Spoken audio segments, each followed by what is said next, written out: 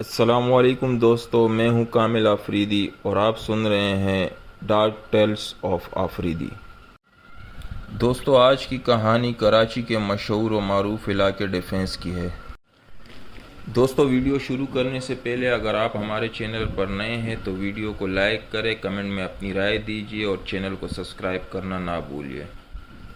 تو چلو ویڈیو شروع کرتے ہیں۔ اب دوستو، کراچی کے ڈیفنس میں واقع بانو والا ایک 100 سالہ پرانی حویلی تھی۔ اس کی وارث عنایہ بانو والدین کے انتقال کے بعد تنہا و مقیم تھی۔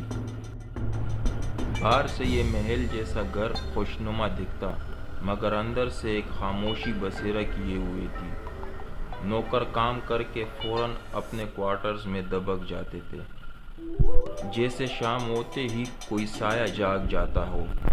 عنایہ ایک خوش مزاج لڑکی تھی، مگر پچھلے چند ماہ سے اس کی شخصیت میں تبدیلی آنے لگی تھی۔ تنہائی سے ڈرنے لگی، آئینے سے گریز کرنے لگی اور کبھی کبھار خود کلامی کرنے لگتی تھی۔ ایک رات عنایہ کو خواب آیا، ایک سفید لباس میں لپٹی عورت جو زنجیروں میں جکڑی ہوئی تھی اور مسلسل یہی دہرا رہی تھی، تم میرے خون کی وارث ہو، میری کہانی مکمل کرو۔ عنایہ گھبرا کر اٹھی، مگر کمرے میں عجیب سی ٹھنڈک تھی اور آئینے پر کسی نے انگلی سے لکھا تھا، بانو واپس آئے گی۔ عنایہ نے اپنے بچپن کے دوست طلحہ کو بلایا، جو یونیورسٹی میں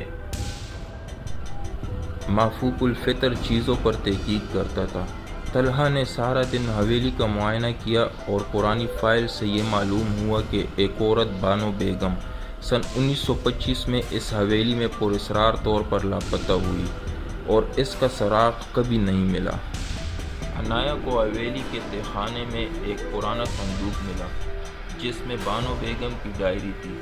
ڈائری میں لکھا تھا، میرے محبوب نے مجھے دھوکہ دیا، میں نے اپنے وجود کو اس حویلی سے باندھ دیا ہے، جو بھی میری نسل میں آئے گا وہ میرے درد کا وارث بنے گا۔ طلحہ نے عنایہ کو خبردار کیا، یہ عام روح نہیں بلکہ پندہ روح ہے، جو اپنے خاندان میں کسی کو قربان کر کے سکون پاتی ہے۔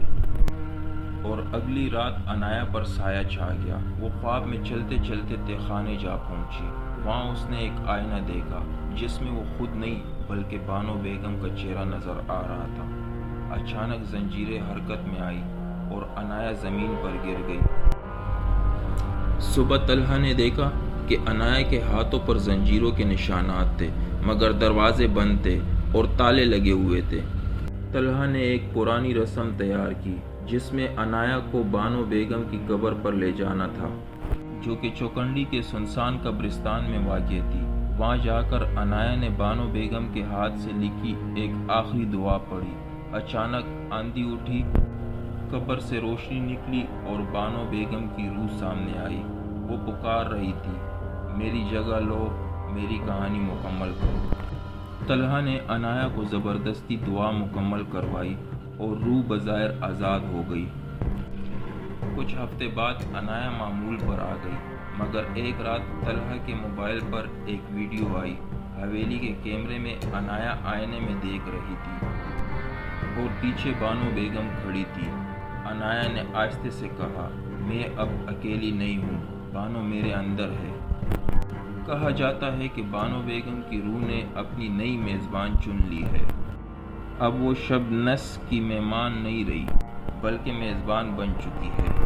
دوستو، ویڈیو کیسی لگی کمنٹ میں ضرور بتانا۔ ملتے ہیں اگلی ویڈیو میں، تب تک کے لیے اللہ حافظ۔